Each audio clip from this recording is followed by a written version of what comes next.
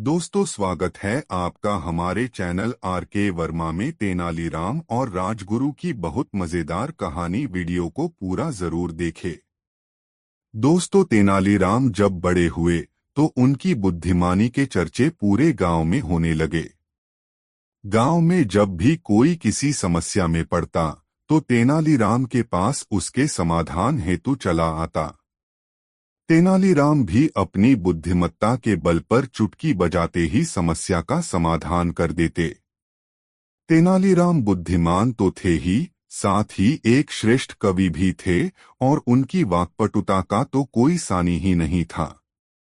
गांव वाले अक्सर उनसे कहा करते कि उन्हें महाराज कृष्णदेव राय के दरबार की शोभा बढ़ानी चाहिए। तब तक तेनालीराम का विवाह शारदा नामक कन्या से हो चुका।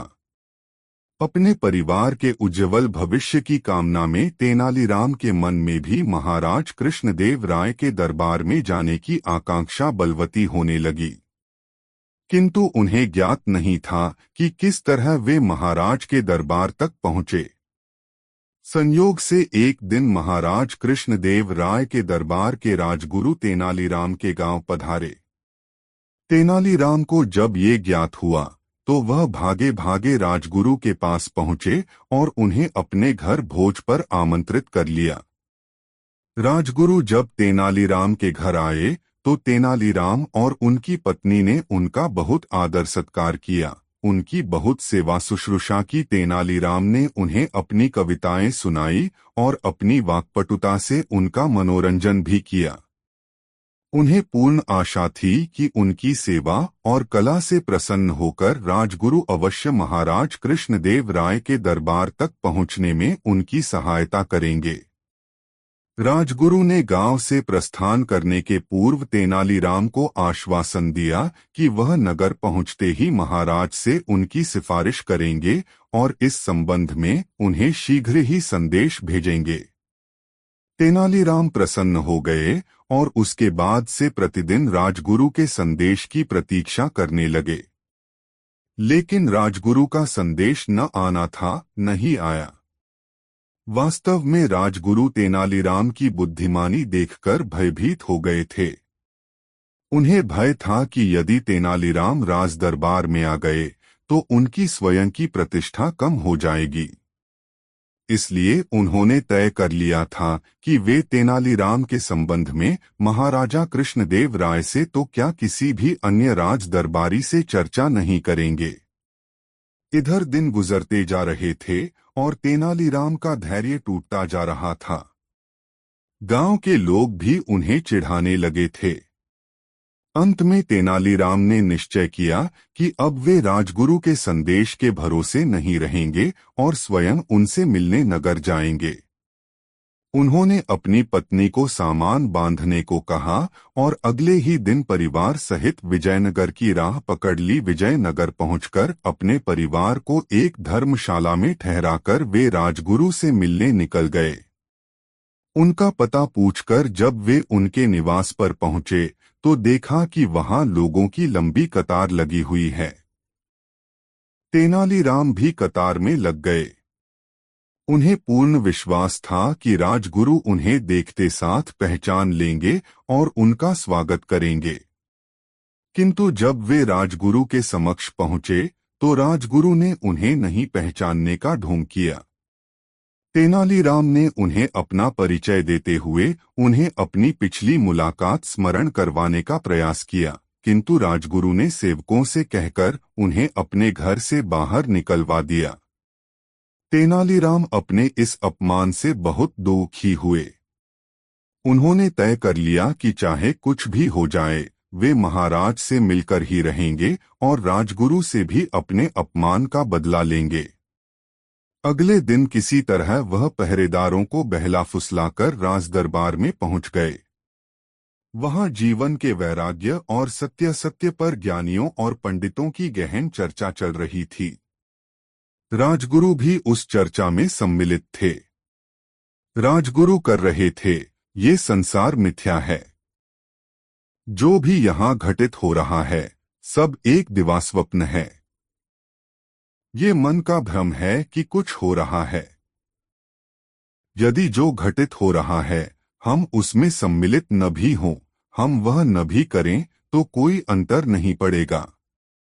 यह सुनना था कि तेनालीराम बोल पड़े, राजगुरु जी, क्या सचमुच सब कार्य भ्रम है? तेनालीराम को राजदरबार में देखकर राजगुरु चकित हो गए। उनके मन में आवेश का ज्वार उठ खड़ा हुआ।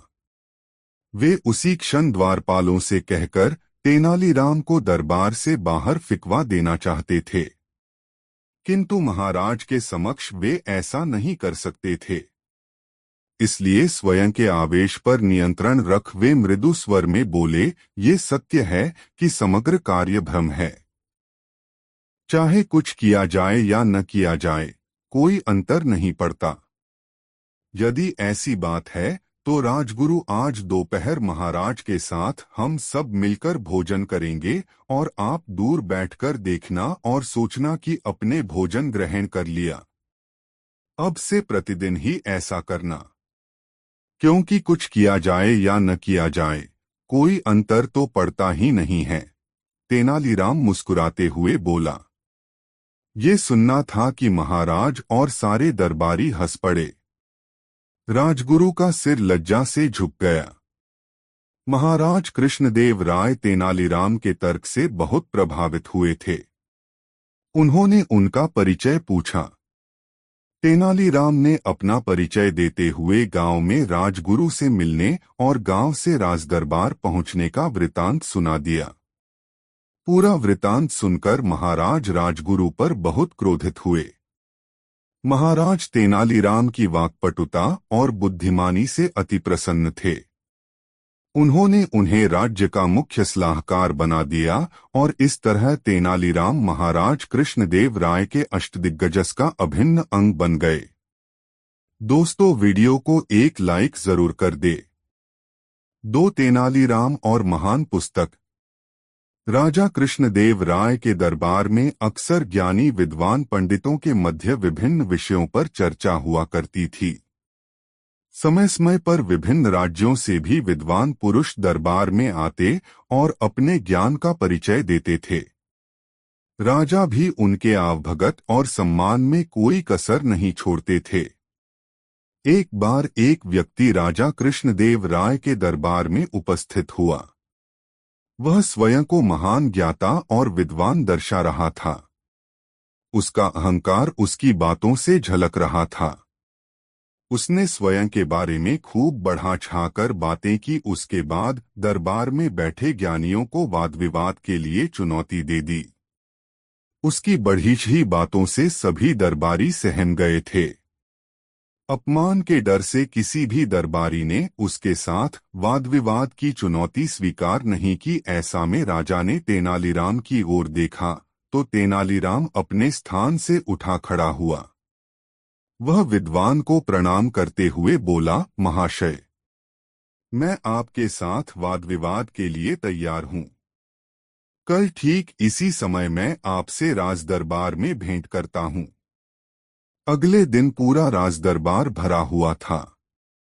विद्वान पुरुष अपने स्थान पर पहले ही पहुंच चुका था। बस सबको तेनालीराम की प्रतीक्षा थी। कुछ ही देर में सबकी प्रतीक्षा समाप्त हुई और तेनालीराम दरबार में उपस्थित हुआ। तेनालीराम राजा को प्रणाम कर वाद विवाद हेतु नियत स्थान पर विद्वान के समक्ष बैठ गया। अपने साथ मलमल के कपड़े से बंधा हुआ एक बहुत बड़ा गठठर लेकर आया था, जो देखने में भारी ग्रंथों और पुस्तकों का गठठर लग रहा था। विद्वान पुरुष ने जब इतना बड़ा गठठर देखा तो सहम गया। इधर राजा कृष्णदेव राय तेनालीराम के हाव भाव देखकर आश्वस्त थे कि अवश्य ही तेनालीराम किसी योजना के साथ उपस्थित हुआ है। उन्होंने वाद विवाद प्रारंभ करने का आदेश दिया। आदेश पाते ही तेनालीराम विद्वान से बोला, महाशय, आपके ज्ञान और विद्वता के बारे में मैंने बहुत कुछ सुना है, इसलिए मैं ये महान पुस्तक लेकर आया हूँ। आइए इस पुस्तक में लिखित विषयों पर वाद विवाद करें। पुस्तक देख पहले से ही सहमे विद्वान पुरुष ने पूछा, क्या मैं इस महान पुस्तक का नाम जान सकता हूँ? अवश्य।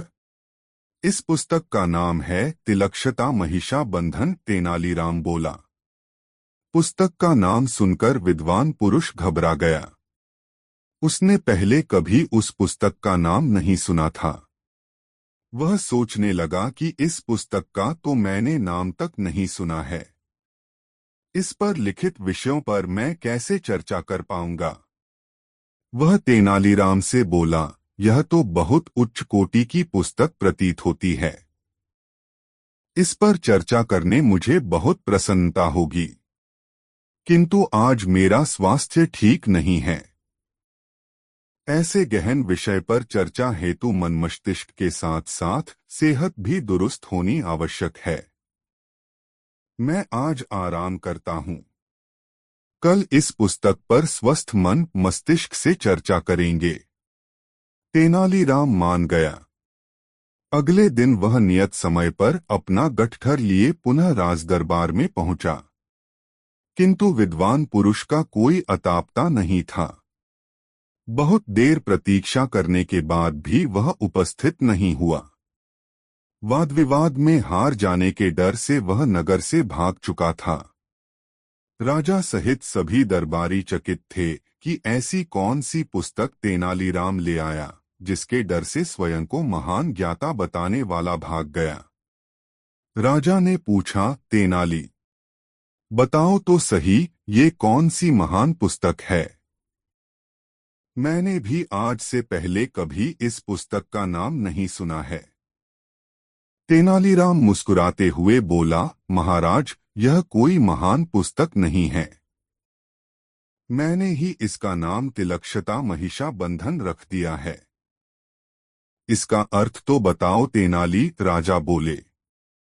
महाराज, तिलक्षता का अर्थ है शीशम की सूखी लकड़ियां। महिषा बंधन का अर्थ है भैंसों को बांधने की रस्सी। इस गट्ठर में वास्तव में शीशम को सूखी लकड़ियां हैं, जो भैंसों को बांधने वाली रस्सी से बंधी हुई है। मैंने इसे मलमल के कपड़े में कुछ इस तरह लपेट कर ले आया था कि देखने में यह पुस्तक जैसी लगे। तेनालीराम मुस्कुराते हुए बोला। तेनालीराम की बात सुनकर राजा सहित सारे दरबारी हंस पड़े। इस प्रकार तेनालीराम ने अपनी बुद्धिमत्ता से एक अहंकारी विद्वान के समक्ष अपने नगर का सम्मान बचा लिए। राजा ने प्रसन्न होकर तेनालीराम को ढेरों उपहार दिए। दोस्तों, वीडियो कैसा लगा कमेंट बॉक्स में जरूर बताएं। 3 तेनालीराम और खूंखार घोड़ा। एक दिन राजा कृष्णदेव राय के दरबार में अरब देश का एक व्यापारी आया। उसके पास एक से बढ़कर एक अरबी घोड़े थे। व्यापारी ने हट्ठे कट्ठे और तंदुरुस्त अरबी घोड़ों की राजा कृष्णदेव राय के सामने इतनी तारीफ की कि उन्होंने फौरन उन घोड़ों को खरीदने का मन बना लिया। अच्छी कीमत देकर व्यापारी से सारे घोड़े खरीद लिए गए। व्यापारी खुशी खुशी वापस चला गया। महाराज बहुत खुश थे। लेकिन जब घोड़ों को रखने की बात सामने आई तो समस्या खड़ी हो गई। सारे अस्तबल पहले से ही भरे हुए थे। उनमें नए घोड़ों को रखने का स्थान नहीं था। इस समस्या का निदान राजगुरु के सुझाया। राजगुरु ने महाराज को परामर्श दिया कि जब तक इस घोड़ों को रखने एक लिए नया अस्तबल तैयार न हो जाए, क्यों न एक एक घोड़ा हम मंत्रियों, दरबारियों और प्रजा में बांट दे। वे उन घोड़ों की देखभाल करेंगे और उसके बदले हर महीने उन्हें एक स्वर्ण मुद्रा दी जाएगी। महाराज को राजगुरु की ये सलाह जंच गई और उन्होंने वे घोड़े अपने मंत्रियों और दरबारियों में बंटवा दिए। जो घोड़े बचे वे प्रजा में बांट दिए गए। महाराज का आदेश था, इसलिए सब लोग चुपचाप घोड़े लेकर अपने अपने घर चले गए। एक स्वर्ण मुद्रा में उन घोड़ों के चारे का प्रबंध करना और उनकी देखभाल करना बहुत कठिन था। लेकिन वे राजसी घोड़े थे, इसलिए उनकी देखभाल में कोई कोताही नहीं बरती जा सकती थी। सब अपना पेट काटकर घोड़ों की देखभाल करने लगे। एक घोड़ा तेनालीराम को भी मिला। उसने वह घोड़ा अपने घर ले जाकर एक छोटी सी अंधेरी कुटिया में बांध दिया। उस कुटिया में छोटी सी एक खिड़की बनी हुई थी। उस खिड़की से तेनालीराम रोज शाम थोड़ी सी सूखी घास घोड़े को खिलाया करता था। घोड़ा दिन भर भूखा रहता था, इसलिए जैसे ही शाम को खिड़की से सूखी घास देखता, लपककर उसे खा जाता। दिन बीतते गए और वह दिन भी आया जब अरबी घोड़ों का अस्तबल बनकर तैयार हो गया। जिन मंत्रियों, दरबारियों और प्रजा के पास अरबी घोड़े थे, उन्होंने चैन की सांस ली। इतने दिनों में घोड़ों की देखभाल के कारण सबके घर का बजट बिगड़ गया था, कईयों पर कर्ज चढ़ गया था। खैर, वे घोड़े लेकर राजमहल पहुंचे। इधर तेनालीराम जब राजमहल पहुंचा तो उसका घोड़ा नदारद था। महाराज के पूछने पर वह बोला, महाराज, क्या बताऊं? वह घोड़ा बहुत ही ज्यादा खूंखार हो गया है, किसी पर भी हमला कर देता है। मुझमें तो इतना साहस नहीं कि उसके अस्तबल में घुस पाऊं, इसलिए मैं उसे नहीं ला पाया। महाराज कुछ कहते, इसके पहले राजगुरु बोल पड़े, महाराज, तेनालीराम की बात पर विश्वास नहीं किया जा सकता। अवश्य घोड़ा सही सलामत नहीं है, इसलिए तेनालीराम बहाना कर रहा है। हमें वहां जाकर वास्तविकता का पता लगाना चाहिए। महाराज ने राजगुरु को कुछ सैनिकों के साथ तेनालीराम के घर जाकर घोड़े को लाने का आदेश दे दिया। राजगुरु सैनिक लेकर तेनालीराम के घर पहुंच गए। साथ में तेनालीराम भी था। तेनालीराम ने उसे वह कुटिया दिखाई जहां घोड़ा बंधा हुआ था। राजगुरु जब कुटिया के पास पहुंचे तो तेनालीराम बोला, राजगुरु जी संभल के, घोड़ा सच में बहुत खूंखार हो गया है। आप पहले खिड़की से उसका मुआयना कर लीजिए। राजगुरु ने भी सोचा कि पहले खिड़की से ही मुआयना कर लेना उचित होगा। वह अपना मुंह खिड़की के पास ले गए। दिन भर से घोड़े ने कुछ खाया नहीं था। तेनालीराम शाम के समय ही उसे सूखी घास दिया करता था, इसलिए जैसे ही राजगुरु खिड़की के पास अपना मुंह लेकर गए, उनकी दाढ़ी को सूखी घास समझकर घोड़े ने मुंह में दबा लिया और खींचने लगा। राजगुरु दर्द से चीख पड़े। यह देख तेनालीराम बोला, मैंने कहा था न राजगुरु जी की घोड़ा बड़ा खूंखार हो गया है। राजगुरु क्या कहते, बस दर्द से चीखते रहे और अपनी दाढ़ी छुड़ाने का प्रयास करते रहे, किंतु भूखा घोड़ा भी दाढ़ी छोड़ने तैयार नहीं था। आखिरकार सैनिकों द्वारा तलवार से दाढ़ी काटकर अलग कर दी गई, तब राजगुरु की जान छूटी। उसके बाद राजगुरु ने सैनिकों को आदेश दिया कि वे घोड़े को पकड़कर राजमहल ले चलें। घोड़े को राजमहल में महाराज के सामने ले जाया गया। राजा ने जब घोड़े को देखा तो आश्चर्यचकित रह गए। इतने महीने ढंग से कुछ खाने पीने को न दिए जाने के कारण उसका शरीर सूख गया था और वह एकदम मरियल दिख रहा था। अपने घोड़े की ये हालात देख महाराज बहुत क्रोधित हुए और तेनालीराम से बोले, ये क्या हालत कर दी तुमने घोड़े की? तेनालीराम बोला, महाराज, एक स्वर्ण मुद्रा में मैं इसे जितना दाना पानी दे सकता था उतना मैंने दिया। बाकी लोग आपके डर से अपना पेट काट काट कर घोड़े की देखभाल करते रहे। वह आगे कहता गया, महाराज, राज्य के राजा का धर्म प्रजा की देखभाल करना है, न कि उन पर अतिरिक्त बोझ डालना। इन घोड़ों की देखभाल करते करते और उन्हें बलवान व तंदुरुस्त बनाए रखने में आपकी प्रजा दुर्बल हो गई है। आप ही बताएं महाराज, क्या ये उचित है? महाराज को तेनालीराम की बात समझ में आ गई और उन्हें अपनी भूल का एहसास हो गया। अपनी इस भूल के लिए उन्होंने सबसे क्षमा मांगी और उन्हें इन महीनों में हुए खर्चों की भरपाई भी दी। दोस्तों वीडियो को एक लाइक जरूर कर दे। 4 तेनालीराम और महाराज की खांसी। सर्दियों का मौसम था। मौसम की मार विजयनगर की प्रजा जुकाम के रूप में झेल रही थी। राजा कृष्णदेव राय भी इससे बच न सके और उन्हें भी जुकाम हो गया। नाक बहने के साथ साथ खांसी से भी उनका बुरा हाल था। राजवैद्य बुलाए गए। राजवैद्य ने महाराज को औषधि दी और परहेज करने का परामर्श दिया। अचार, दही और खट्टे खाद्य पदार्थ खाने की महाराज को मनाही थे, किंतु महाराज कहाँ मानने वाले थे। उन्होंने सारी चीजें खाना जारी रखा। अब महाराज को कौन समझाता। सब निवेदन करके हार गए, किंतु राजा ने किसी की न सुनी। इस कारण उनकी तबीयत बिगड़ती रही।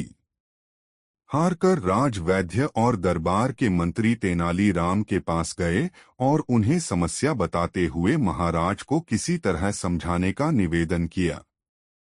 तेनालीराम शाम को महाराज के पास पहुंचे और उन्हें एक औषधि देते हुए बोले, महाराज, आपकी जुकाम और खांसी ठीक करने के लिए मैं एक औषधि लेकर आया हूं।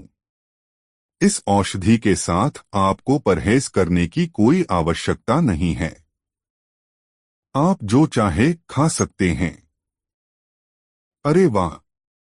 क्या इसके साथ मैं अचार, दही और खट्टी चीजें भी खा सकता हूं? महाराज ने पूछा। जी महाराज, तेनालीराम बोला। महाराज बहुत प्रसन्न हुए और उस दिन के बाद से और ज्यादा अचार, दही और खट्टी चीजें खाने लगे। फलस्वरूप उनका स्वास्थ्य और खराब होने लगा। एक सप्ताह बाद जब तेनालीराम उनके पास पहुंचे और उनका हालचाल पूछा तो वे बोले, तेनाली, हमारा स्वास्थ्य तो अब पहले से भी अधिक खराब हो गया है। जुकाम ज्यों का त्यों है। खांसी भी बनी हुई है। कोई बात नहीं महाराज, आप वह औषधि खाते रहिए। इससे आपको 3 लाभ होंगे, तेनालीराम बोला। कौन से? महाराज ने चौंकते हुए पूछा। पहला ये कि राजमहल में कभी चोरी नहीं होगी। दूसरा ये कि कभी कोई कुत्ता आपको तंग नहीं करेगा। और तीसरा ये कि आपको बूढ़ा होने का कोई भय नहीं रहेगा, तेनालीराम ने उत्तर दिया। ये क्या बात हुई? हमारे जुकाम और खांसी से चोर, कुत्ते और बुढ़ापे का क्या संबंध? संबंध है महाराज। यदि आप यूं ही खट्टी चीजें खाते रहेंगे तो रात दिन खांसते रहेंगे। आपकी खांसी की आवाज सुनकर चोर सोचेगा कि आप जाग रहे हैं और कभी चोरी के उद्देश्य से राजमहल में घुसने का प्रयास ही नहीं करेगा, तेनालीराम मुस्कुराते हुए बोला। और कुत्ते हमें क्यों तंग नहीं करेंगे? महाराज ने पूछा।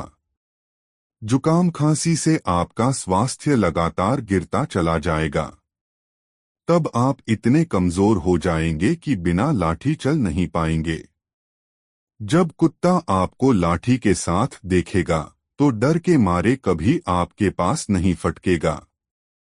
और बूढ़े होने के भय के बारे में तुम्हारा क्या कहना है?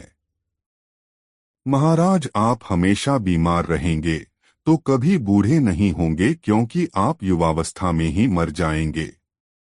इसलिए कभी आपको बूढ़ा होने का भय नहीं रहेगा। टेढ़े तरीके से महाराज को वास्तविकता का दर्पण दिखाने के बाद तेनालीराम बोले, इसलिए महाराज मेरा कहा मानिए। कुछ दिनों तक अचार, दही और खट्टी चीजों से किनारा कर लीजिए। स्वस्थ होने के बाद फिर जो मन करे खाइए। राजा कृष्णदेव राय तेनालीराम की बात समझ गए। उन्होंने खट्टे खाद्य पदार्थों से परहेज कर लिया और कुछ ही दिनों में वे पूरी तरह से स्वस्थ हो गए। दोस्तों वीडियो कैसा लगा कमेंट बॉक्स में जरूर बताएं। 5 तेनालीराम और अदृश्य वस्त्र। एक दिन राजा कृष्णदेव राय के राज दरबार में एक स्त्री आई। वह सौंदर्य की प्रतिमूर्ति थी। उसका सौंदर्य देख हर कोई मंत्रमुग्ध रह गया। स्त्री राजा का सादर अभिवादन कर बोली, महाराज, मैं एक बुनकर हूँ। मैं हर प्रकार की बुनाई में पारंगत हूँ और अपने सहयोगियों के साथ जादुई वस्त्र निर्मित करने की दिशा में प्रयोग कर रहे हैं। अपने बुने वस्त्र का एक नमूना मैं आपके लिए लाई हूँ। इतना कहकर उसने हाथ में पकड़ी एक माचिस की डिबिया खोली और उसमें से एक सिल्क की साड़ी निकाली। उस साड़ी का कपड़ा अत्यंत मुलायम और हल्का थी। उसने वह साड़ी राजा को भेंट कर दी। राजा वह साड़ी देख आश्चर्यचकित रह गए। राजा बोले, तुम्हारा काम देख हम प्रसन्न हैं। आज तक बुनकरी का इतना शानदार नमूना हमने नहीं देखा। स्त्री बोली, महाराज, मैं और मेरे सहयोगी एक विशेष तकनीक पर काम कर रहे हैं। उसी तकनीक से हमने इस वस्त्र को निर्मित किया है। साथ ही हम एक ऐसे वस्त्र भी बना रहे हैं जो इस साड़ी से भी मुलायम, पतले और हल्के हों। उसे ईश्वरीय वस्त्र कहा जा सकता है क्योंकि वैसे वस्त्र मात्र देवतागण धारण करते हैं। राजा बोले, बहुत अच्छी बात है। बताओ किस प्रयोजन से हमारे पास आई हो? स्त्री बोली, महाराज, मैं आपकी सहायता की आस में आई हूँ। यदि आप हमारी योजना के लिए धन प्रदान कर दें तो आपका बड़ा उपकार होगा। राजा बोले, अवश्य, हम नई तकनीक विकसित करने के समर्थक रहे हैं। हम अवश्य तुम्हारी योजना के लिए धन प्रदान करेंगे, किंतु समय समय पर तुम्हें हमें अपनी योजना की प्रगति से अवगत कराना होगा और योजना पूर्ण होने के उपरांत सर्वप्रथम वह वस्त्र हमें दिखाना होगा। स्त्री प्रसन्न हो गई और सिर झुकाकर बोली, महाराज, मैं उस योजना में बुना पहला वस्त्र आपको भेंट करूंगी। राजा ने राजकोष से उसे स्वर्ण मुद्राओं से भरी थैली दिलवा दी। थैला लेकर वह प्रसन्नतापूर्वक चली गई। समय बीतने लगा, किंतु बुनकर स्त्री ने अपनी योजना की प्रगति से राजा को अवगत नहीं कराया। राजा चिंतित हुए और अपने मंत्रियों और सेवकों को कार्य की प्रगति का मुआयना करने बुनकार स्त्री के पास भेजा। जब मंत्री और सेवक बुनाकर शाला में पहुंचे तो चकित रह गए। वहां करघे पर 7 व्यक्ति पूरी तन्मयता से वस्त्र बुन रहे थे, किंतु करघे पर कोई वस्त्र नहीं था, न ही कोई बुना हुआ वस्त्र वहां रखा था। वे वापस लौट आई और सारी जानकारी राजा को दी। राजा क्रोधित हो गए और तत्काल बुनकर स्त्री को प्रस्तुत करने का आदेश दिया।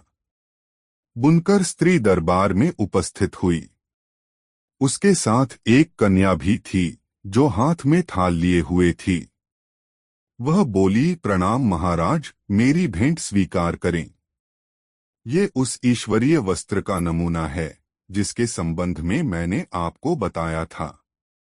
इस वस्त्र की विशेषता यह है कि यह केवल उस व्यक्ति को ही दिखाई पड़ता है जो बुद्धिमान और चतुर है। मूर्ख व्यक्तियों के लिए यह अदृश्य है। देखिए महाराज, इतना शानदार वस्त्र आपने पहले कभी नहीं देखा होगा। कहकर उसने अपने साथ आई कन्या को इशारा किया और उस कन्या ने थाल राजा के सामने ले जाकर रख दी। राजा और मंत्रियों ने देखा कि वह थाली खाली है, किंतु स्त्री ने सबको अपनी बातों के जाल में उलझा दिया था। यदि कोई ये कहता कि उन्हें वस्त्र दिखाई नहीं पड़ रहा तो मूर्ख कहलाता। कोई मूर्ख नहीं कहलाना चाहता था, इसलिए सभी एक स्वर में बोले, अति सुंदर कारीगरी का ऐसा नमूना तो हमने पहले कभी नहीं देखा। ऐसा अद्वितीय वस्त्र मात्र महाराज को ही शोभा दे सकता है। राजा उलझन में पड़ गए क्योंकि उन्हें वस्त्र दिखाई नहीं दे रहा था, किंतु वे ये बात कह नहीं सकते थे। अगर कहते तो मूर्ख कहलाते और नहीं कहने पर वह स्त्री स्वर्ण मुद्राएं हड़प लेती। उन्होंने तेनालीराम को अपने पास बुलाया और बोले, तेनालीराम, तुम तो सारा माजरा समझ रहे हो, अब तुम ही समाधान निकालो। तेनालीराम ने मुस्कुराते हुए उस स्त्री से कहा, देवी, आपकी कला वाकई बेमिसाल है। महाराज भी उपहार स्वरूप इस ईश्वरीय वस्त्र को देखकर बहुत प्रसन्न हैं, मगर उनकी इच्छा है कि पहले इसे धारण कर दरबार में सबको दिखाएं, ताकि सभी इसकी सुंदरता की प्रशंसा कर सकें। स्त्री राजा को धोखा देकर धन हड़पना चाहती थी, किंतु अब उसकी पोल खुल चुकी थी। वह उस वस्त्र को कैसे पहन सकती थी जो था ही नहीं। कोई चारा न देख वह राजा के पैरों पर गिर गई और क्षमायाचना करने लगी। स्त्री होने के कारण और गलती स्वीकार कर लेने के कारण राजा ने दया प्रदर्शित करते हुए उसे क्षमा कर दिया, किंतु उस स्त्री को स्वर्ण मुद्राओं की थैली वापस करनी पड़ी। दोस्तों, वीडियो को एक लाइक जरूर कर दे। एक बार राजा कृष्णदेवराय दरबार में बैठे मंत्रियों के साथ विचार विमर्श कर रहे थे कि तभी एक व्यक्ति उनके सामने आकर कहने लगा, महाराज, मेरे साथ न्याय करें। मेरे मालिक ने मुझे धोखा दिया है। इतना सुनते ही महाराज ने उससे पूछा, तुम कौन हो और तुम्हारे साथ क्या हुआ है? अन्नदाता, मेरा नाम नामदेव है। कल मैं अपने मालिक के साथ किसी काम से एक गांव में जा रहा था। गर्मी की वजह से चलते चलते हम थक गए और पास में स्थित एक मंदिर की छाया में बैठ गए।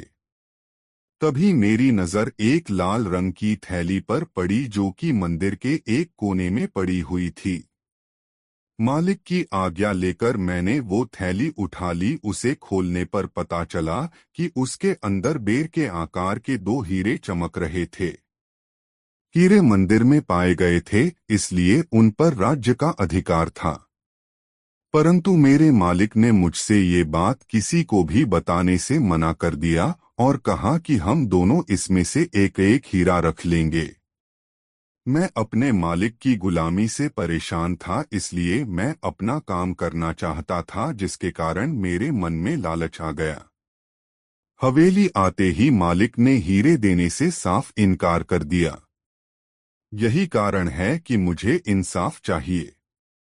महाराज ने तुरंत कोतवाल को भेजकर नामदेव के मालिक को महल में पेश होने का आदेश दिया। नामदेव के मालिक को जल्द ही राजा के सामने लाया गया। राजा ने उससे हीरों के बारे में पूछा तो वह बोला, महाराज, ये बात सच है कि मंदिर में हीरे मिले थे, लेकिन मैंने वो हीरे नामदेव को देकर उन्हें राजकोष में जमा करने को कहा था। जब वह वापस लौटा तो मैंने उससे राजकोष की रसीद मांगी तो वह आनाकानी करने लगा। मैंने जब इसे धमकाया तो ये आपके पास आकर मनगढ़ंत कहानी सुनाने लगा। अच्छा, तो ये बात है, महाराज ने कुछ सोचते हुए कहा, क्या तुम्हारे पास इस बात का कोई सबूत है कि तुम सच बोल रहे हो? अन्नदाता, अगर आपको मेरी बात पर यकीन नहीं तो आप मेरे दूसरे 3 नौकरों से पूछ सकते हो। वो उस वक्त वहीं थे। उसके बाद 3 नौकरों को राजा के सामने लाया गया। तीनों ने नामदेव के खिलाफ गवाही दी। महाराज 3 नौकरों और मालिक को वही बिठाकर अपने विश्राम कक्ष में चले गए और सेनापति तेनालीराम महामंत्री को भी इस विषय में बात करने के लिए वहां बुलवा लिया। उनके पहुंचने पर महाराज ने महामंत्री से पूछा, आपको क्या लगता है, क्या नामदेव झूठ बोल रहा है? जी महाराज, नामदेव ही झूठा है। उसके मन में लालच आ गया होगा और उसने हीरे अपने पास ही रख लिए होंगे। सेनापति ने गवाहों को झूठा बताया। उसके हिसाब से नामदेव सच बोल रहा था। तेनालीराम चुपचाप खड़ा सबकी बातें सुन रहा था। तब महाराज ने उसकी ओर देखते हुए उसकी राय मांगी। तेनालीराम बोला, महाराज, कौन झूठा है और कौन सच्चा इस बात का अभी पता लग जाएगा, परंतु आप लोगों को कुछ समय के लिए पर्दे के पीछे छुपना होगा। महाराज इस बात से सहमत हो गए क्योंकि वो जल्दी से जल्दी इस मसले को सुलझाना चाहते थे, इसीलिए पर्दे के पीछे जाकर छुप गए। महामंत्री और सेनापति मुंह सिकोड़ते हुए पर्दे के पीछे चले गए। अब विश्राम कक्ष में केवल तेनालीराम ही दिखाई दे रहा था। अब उसने सेवक से कहकर पहले गवाह को बुलाया। गवाह के आने पर तेनालीराम ने पूछा, क्या तुम्हारे मालिक ने तुम्हारे सामने नामदेव को हीरे दिए थे? जी हाँ। फिर तो तुम्हें हीरे के रंग और आकार के बारे में भी पता होगा। तेनालीराम ने एक कागज और कलम गवाह के सामने करते हुए उससे कहा, लो मुझे इस पर हीरे का चित्र बनाकर दिखाओ। इतना सुनते ही उसकी सिट्टी पिट्टी गुल हो गई और बोला, मैंने हीरे नहीं देखे क्योंकि वो लाल रंग की थैली में थे। अच्छा, अब चुपचाप वहां जाकर खड़े हो जाओ। अब दूसरे गवाह को बुलाकर उससे भी यही प्रश्न पूछा गया। उसने हीरो के रंग के बारे में बताकर कागज पर दो गोल गोल आकृतियां बनाकर अपनी बात साबित की। फिर उसे भी पहले गवाह के पास खड़ा कर दिया गया और तीसरे गवाह को बुलाया गया। उसने बताया कि हीरे भोजपत्र की थैली में थे, इस वजह से वह उन्हें देख नहीं पाया। इतना सुनते ही महाराज पर्दे के पीछे से सामने आ गए। महाराज को देखते ही तीनों घबरा गए और समझ गए कि अब सच बोलने में ही उनकी भलाई है। तीनों महाराज के पैरों को पकड़कर माफी मांगने लगे और बोले, हमें झूठ बोलने के लिए हमारे मालिक ने धमकाया था और नौकरी से निकालने की धमकी दी थी, इसीलिए हमें झूठ बोलना पड़ा। महाराज ने तुरंत मालिक के घर की तलाशी के आदेश दे दिए। तलाशी लेने पर दोनों हीरे बरामद कर लिए गए। सजा के तौर पर मालिक को 10,000 स्वर्ण मुद्राएं नामदेव को देनी पड़ी और 20,000 स्वर्ण मुद्राएं जुर्माने के तौर पर भरनी पड़ी, जबकि बरामद हुए दोनों हीरे राजकोष में जमा कर लिए गए। इस प्रकार तेनालीराम की मदद से महाराज ने नामदेव के हक में फैसला सुनाया। दोस्तों, वीडियो को एक लाइक जरूर कर दें। 4 महाराज, राजपुरोहित और तेनालीराम राज उद्यान में टहल रहे थे कि महाराज बोले, ऐसी सर्दी में तो खूब खाओ और सेहत बनाओ। वैसे भी इस बार तो कड़के की ठंड पड़ रही है। ऐसे में तो मिठाई खाने का मजा ही कुछ और है। जैसे ही खाने पीने की बात शुरू हुई तो राजपुरोहित के मुंह में पानी आ गया और वह बोला, महाराज, ऐसे में तो मावे की मिठाई खाने में बड़ा ही आनंद आता है। सर्दियों की सबसे बढ़िया मिठाई कौन सी है? महाराज ने अचानक से पूछा। तेनालीराम से पहले पुरोहित बोला, महाराज, एक हो तो बताओ। काजू, पिस्ते की बर्फी, हलवा, रसगुल्ले आदि बहुत सी मिठाइयां हैं जो हम सर्दी में खा सकते हैं। अब महाराज ने तेनालीराम से पूछा, अब तुम बताओ। तेनालीराम बोला, महाराज, आज रात आप मेरे साथ चलना। मैं आपको अपनी पसंद की सर्दियों की मिठाई खिला दूंगा। कहाँ चलना है? महाराज ने पूछा। महाराज, दरअसल मेरी पसंद की मिठाई यहाँ मिलती नहीं है, इसीलिए आपको मेरे साथ चलना होगा। महाराज ने कहा, ठीक है, हम तुम्हारे साथ चलेंगे। रात होते ही महाराज ने साधारण मनुष्य का भेष बना लिया और तीनों निकल पड़े तेनालीराम की पसंद की मिठाई खाने के लिए। काफी देर चलते चलते एक गांव भी पार हो गया और वे अब खेतों में पहुंच गए कि महाराज बोले, तेनालीराम, आज तो तुमने हमें बिल्कुल थका दिया। तुम्हारी मनपसंद मिठाई खाने के लिए हमें अभी कितना और चलना पड़ेगा? बस महाराज, जहां ये लोग बैठे हाथ सेक रहे हैं, बस वहीं तक चलना है, तेनालीराम ने कहा। थोड़ी ही देर में तीनों वहां पहुंच गए।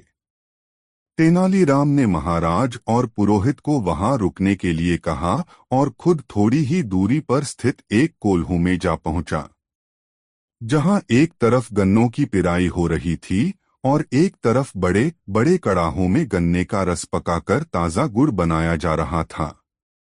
वहां काम कर रहे एक व्यक्ति से तेनालीराम ने 3 पत्तलों में गुड़ रखवाया और आग तेप रहे महाराज और पुरोहित को लाकर एक एक पत्तल थमा दी। महाराज ने जैसे ही गर्मागर्म गुड़ मुंह में डाला तो वे बोले, वाह, क्या मिठाई है। सच में तेनालीराम, इसे खाते ही हमारी तो सारी थकान उतर गई। अब महाराज ने पुरोहित से पूछा, क्यों पुरोहित जी, आपको कैसी लगी मिठाई। यह मिठाई तो वाकई लाजवाब है, पुरोहित ने कहा। तभी दोनों ने एक साथ पूछा, पर यह है कौन सी मिठाई तेनालीराम, अब तो बता दो। महाराज, ये गुड़ है। गर्मागर्म गुड़ किसी मिठाई से कम थोड़ी होता है, तेनालीराम ने कहा। दोनों आश्चर्यचकित होकर बोले, क्या ये गुड़ है। जी महाराज, तेनालीराम ने उत्तर दिया। सच में तेनालीराम, ये किसी मिठाई से कम नहीं है, महाराज ने तेनालीराम की पीठ थपथपाते हुआ कहा। दोस्तों, वीडियो को एक लाइक जरूर कर दो। 6 तेनालीराम और गुलाब का चोर। महाराज कृष्णदेव राय के राजमहल में एक बगीचा था, जिसमें विभिन्न प्रकार के फूल लगे हुए थे। सारे फूलों में लाल गुलाब के फूल महाराज को अति प्रिय थे, इसलिए माली को उन्होंने उन फूलों का विशेष ध्यान रखने का निर्देश दिया था। महाराज जब भी बगीचे में भ्रमण करने आते तो लाल गुलाब के फूलों को देख प्रसन्न हो जाते। एक दिन जब वे बगीचे में भ्रमण के लिए आए तो पाया कि पौधों में लगे लाल गुलाब के फूलों की संख्या कुछ कम है। गुलाबों के कम होने का क्रम कई दिनों तक चला। ऐसे में उन्हें संदेह हुआ कि अवश्य कोई लाल गुलाब के फूलों की चोरी कर रहा है। उन्होंने बगीचे में पहरेदार लगवा दिए और उन्हें आदेश दिया कि जो भी लाल गुलाब का फूल तोड़ते हुए दिखे, उसे तत्काल बंदी बनाकर उनके समक्ष प्रस्तुत किया जाए। पहरेदार सतर्कता से बगीचे की निगरानी करने लगे। उनकी निगरानी रंग लाई और एक दिन चोर उनके हाथ लग गया। यह चोर और कोई नहीं बल्कि तेनालीराम का पुत्र था। जब यह बात तेनालीराम के घर तक पहुंची तो उसकी पत्नी बहुत चिंतित हुई और तेनालीराम से मिन्नतें करने लगी कि किसी भी तरह उसके पुत्र को छुड़ा कर लाए। तेनालीराम अविलंब राजमहल के बगीचे की ओर चल पड़ा ताकि महाराज के सम्मुख प्रस्तुत करने के पूर्व वह अपने पुत्र से मिल सके। रास्ते भर वह उसे बचाने का उपाय सोचता रहा। जब वह राजमहल के बगीचे में पहुंचा तो देखा कि पहरेदार उसके पुत्र को महाराज के सम्मुख प्रस्तुत करने की तैयारी में है। जब वह अपने पुत्र से बात करने को हुआ तो पहरेदारों ने यह कहकर रोक दिया कि अब अपने पुत्र से बंदीगृह में मिलना। तेनालीराम क्या करता? दूर खड़ा अपने पुत्र को पहरेदारों द्वारा ले जाता हुआ देखता रहा। उसका पुत्र जोर जोर से रो रहा था और कह रहा था, पिताजी, आगे से मैं ऐसा कुछ नहीं करूंगा। मुझे बचा लीजिए, कृपया कुछ करिए। तेनालीराम दूर से ही चिल्लाया, मैं क्या कर सकता हूं? अपनी तीखी जुबान का प्रयोग करो, शायद वही तुम्हें बचा पाए। पुत्र सोचने लगा कि ये पिताजी क्या कह गए, क्या इसका कोई अर्थ था? वह सोचने लगा और कुछ देर में उसे पिता द्वारा कही बात का अर्थ समझ में आ गया। उसका अर्थ था कि तीखी जुबान का प्रयोग कर गुलाब के फूलों को खा लो। उसने ऐसा ही किया और रास्ते भर गुलाब के फूलों को खाता रहा। जब पहरेदार महाराज के सामने पहुंचे तब तक वह सारे गुलाब खा चुका था। पहरेदार महाराज से बोले, महाराज, ये बालक ही लाल गुलाब के फूलों का चोर है। हमने इसे रंगे हाथ पकड़ा है। लज्जा नहीं आती? इतनी छोटी उम्र में चोरी करते हो? बड़े होकर क्या करोगे? महाराज क्रुद्ध होकर बोले। तेनालीराम का पुत्र बोला, मैंने कोई चोरी नहीं की महाराज। मैं तो बस बगीचे से जा रहा था और आपके पहरेदारों ने मुझे पकड़ लिया। कदाचित इनका ध्येय आपकी प्रशंसा का पात्र बनना है। किंतु महाराज, इसमें मुझ निर्दोष को सजा क्यों? अगर मैंने गुलाब चुराए होते तो मेरे पास गुलाब भी होते, लेकिन देखिए मेरे हाथ खाली है। महाराज ने देखा कि उसके हाथ में कोई गुलाब नहीं है। पहरेदार भी चकित थे कि सारे गुलाब कहाँ नदारद हो गए। रास्ते में अपनी धुन में वे ध्यान नहीं दे पाए कि कब तेनाली का पुत्र सारे गुलाब चट कर गया। अब बिना प्रमाण के यह साबित करना असंभव था कि वह गुलाब चोर हैं। महाराज पहरेदारों को फटकारने लगे, एक निर्दोष बालक को तुम कैसे पकड़ लाए? इसे अपराधी सिद्ध करने का क्या प्रमाण है तुम्हारे पास? भविष्य में प्रमाण के साथ चोर को लेकर आना। इसे तत्काल छोड़ दो। तेनालीराम के पुत्र को छोड़ दिया गया। वह घर पहुंचा और अपने माता पिता से क्षमा मांगी और उन्हें वचन दिया कि भविष्य में बिना पूछे कभी किसी की कोई वस्तु नहीं लेगा, क्योंकि वह चोरी कहलाती है। तेनालीराम ने उसे क्षमा कर दिया।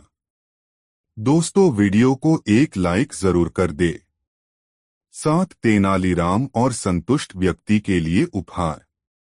तेनालीराम की बुद्धिमत्ता और वाक्पटुता से महाराज कृष्णदेव राय सदा प्रसन्न रहते थे और समय समय पर तेनालीराम को भेंट प्रदान किया करते थे। तेनालीराम ने भी इन भेंटों को संग्रह कर अच्छी धन संपदा एकत्रित कर ली थी।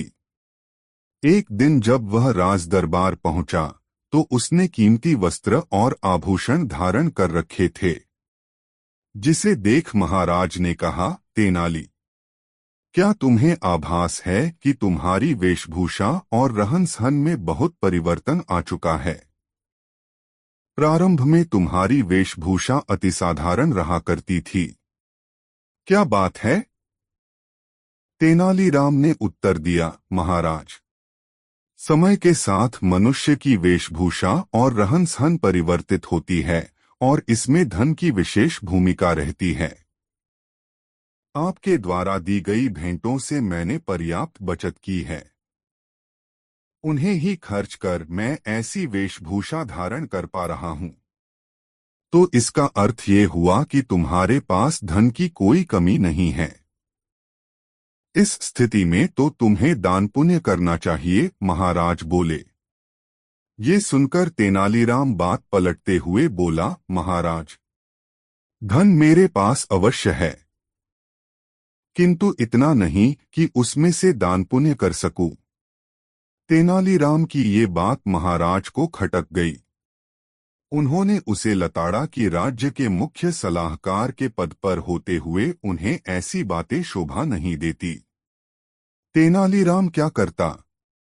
क्षमा याचना करते हुए बोला, महाराज, क्षमा करें, मैं अवश्य दान करूंगा।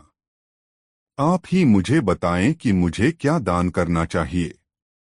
महाराज ने उसे एक भव्य भवन का निर्माण कर दान में देने का परामर्श दिया। तेनालीराम ने महाराज के परामर्श पर अपनी स्वीकृति दे दी। उस दिन के बाद से तेनालीराम भव्य भवन के निर्माण में जुट गया। कुछ माह में भवन निर्मित भी हो गया। अब उसे दान में देने की बारी थी। लेकिन किसे? भवन यूं ही किसी को भी दान में दिया जाना उचित नहीं था। तेनालीराम के सोच समझकर उस भवन के सामने एक तख्ती टांग दी, जिस पर लिखा हुआ था, जो व्यक्ति उसके पास जो कुछ है उसमें प्रसन्न और संतुष्ट होगा, वही इस भवन को दान में लेने का पात्र होगा। समय व्यतीत होने लगा, किंतु कोई भी तेनालीराम के पास वह भवन दान में मांगने नहीं आया। एक दिन एक निर्धन व्यक्ति उस भवन के पास से गुजरा तो उसकी दृष्टि उस पर लगी तख्ती पढ़ी। तख्ती पढ़कर वह सोचने लगा कि इस नगर के लोग कितने मूर्ख हैं जो इस भवन को दान में मांगने नहीं जाते। क्यों न मैं ही इस भवन को मांग लूं। वह तेनालीराम के पास पहुंचा और उससे भवन दान में देने की याचना करने लगा। तेनालीराम ने पूछा, क्या तुमने भवन पर लगी हुई तख्ती पढ़ी है? हाँ, मैंने एक एक शब्द पढ़ा है, निर्धन व्यक्ति बोला। तो क्या तुम्हारे पास जो कुछ है तुम उसमें प्रसन्न और संतुष्ट हो? तेनालीराम ने फिर से पूछा। मैं पूर्णतः संतुष्ट हूँ, निर्धन व्यक्ति ने उत्तर दिया। तो फिर तुम्हें इस भवन की क्या आवश्यकता है? यदि तुम्हें इसकी आवश्यकता है तो फिर तुम्हारी ये बात झूठी है कि तुम अपने जीवन में उपलब्ध चीजों से संतुष्ट हो। ऐसे में तुम इस भवन को दान में लेने के पात्र नहीं हो। तेनालीराम की बात सुनकर निर्धन व्यक्ति अपना सा मुंह लेकर चला गया। उसके बाद कभी कोई उस भवन को दान में मांगने नहीं आया। कई दिन बीत जाने पर भी भवन दान में न दिए जाने की बात जब महाराज के कानों में नहीं पड़ी तो उन्होंने तेनालीराम को बुलाया और इसका कारण पूछा। तेनालीराम ने सारी बात बता दी। महाराज यह बात सुन हंस पड़े कि तेनालीराम अपनी बुद्धिमत्ता से दान देने से भी बच गया। फिर उन्होंने पूछा कि अब इस भवन का क्या करोगे? तो तेनालीराम बोल पड़ा, किसी दिन शुभ मुहूर्त देखकर गृह प्रवेश करूंगा। दोस्तों, वीडियो कैसा लगा कमेंट बॉक्स में जरूर बताएं। 8 तेनालीराम और चोटी का किस्सा। एक बार महाराज कृष्णदेव राय ने तेनालीराम से पूछा, बताओ तेनाली, ब्राह्मण अधिक चतुर होते हैं या व्यापारी? महाराज, इसमें कोई संदेह नहीं कि व्यापारी ब्राह्मणों से कहीं अधिक चतुर होते हैं, तेनालीराम ने उत्तर दिया। ऐसा तुम कैसे कह सकते हो तेनाली? महाराज बोले। महाराज, यदि आप अवसर प्रदान करें तो जो कह रहा हूं वह प्रमाणित करके भी दिखा सकता हूं, तेनालीराम ने आत्मविश्वास के साथ कहा। ठीक है, तो कल प्रमाणित करके दिखाओ।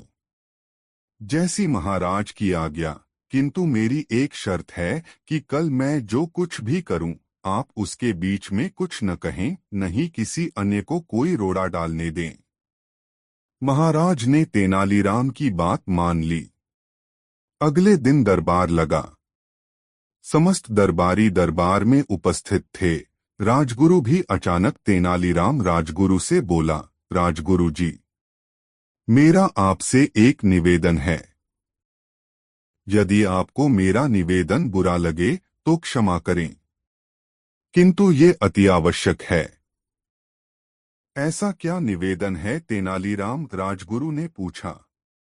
महाराज को आपको चोटी चाहिए, इसलिए उनके लिए आपको अपनी चोटी का बलिदान देना होगा, अर्थात आपको अपनी चोटी कटवानी पड़ेगी। हाथ जोड़कर तेनालीराम बोला। ये सुनते ही राजगुरु का खून खौल उठा। क्रोध में लाल पीला होकर वह तेनालीराम को खरी खोटी सुनाने लगा। तब तेनालीराम उन्हें शांत करते हुए बोला, राजगुरु जी, बदले में चाहे आप मुंहमांगा दाम मांग ले, किंतु चोटी तो आपको कटवानी ही पड़ेगी, क्योंकि ये महाराज की आज्ञा है। राजगुरु समझ गया कि वह महाराज की आज्ञा के विपरीत नहीं जा सकता। फिर चोटी का क्या है? वह कुछ दिनों में पुनः उग आएगी। वह सोचने लगा कि इसके बदले उसे कितनी स्वर्ण मुद्राएं मांगनी चाहिए। कुछ देर सोचने के बाद वह बोला, ठीक है, यदि ऐसा करना अति आवश्यक है तो मैं अपनी चोटी कटवाने तैयार हूं, किंतु